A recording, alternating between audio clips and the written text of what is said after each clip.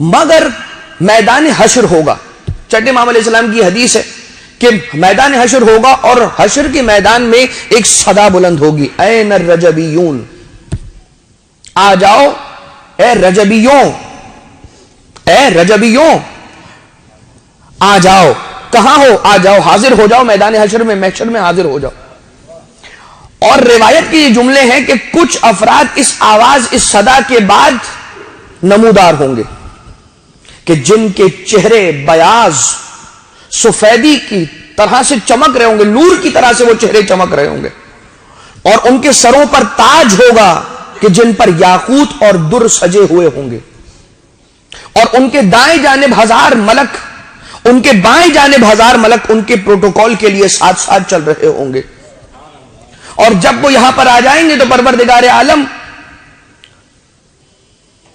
انہیں وہ اجر دے گا کہ جو ان کا اجر ہے, جو ان کی جزا ہے, وہ انہیں عطا کی جائے گی. مگر سوال کیا جائے گا اہل محشر کی جانب سے کہ یہ لوگ ہیں کون؟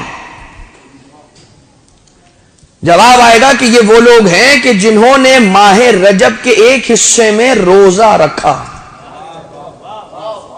چاہے شروع میں یا درمیان ہی حصے میں یا آخری حصے میں. حتیٰ کہ اب یہ امام علیہ السلام کا جملہ ہے, حتیٰ کہ اگر ایک روزہ ولو صوم واحد, چاہے ایک ہی روزہ کیوں نہ رکھا ہو, ایک ہی روزہ کیوں نہ رکھا ہو, تب بھی پروردگار عالم اسے اجر دے گا. تو اب تو یہ بات ہو گئی کہ جو حدیث آپ کی خدمت میں پچھلے دنوں عرض کی گئی کہ رجب الاسب, رجب کسے کہتے ہیں؟ جنت کی ایک نہر کا نام بھی رجب ہے.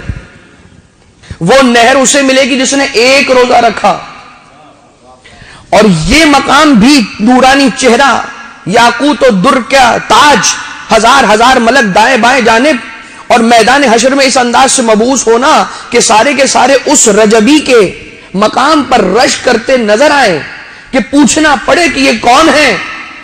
یہ اس شخص کا اجر ہے کہ جس نے ایک روزہ رکھا. تو سوچئے جس نے ایک سے زیادہ روزے رکھے اس کا کیا اجر ہوگا.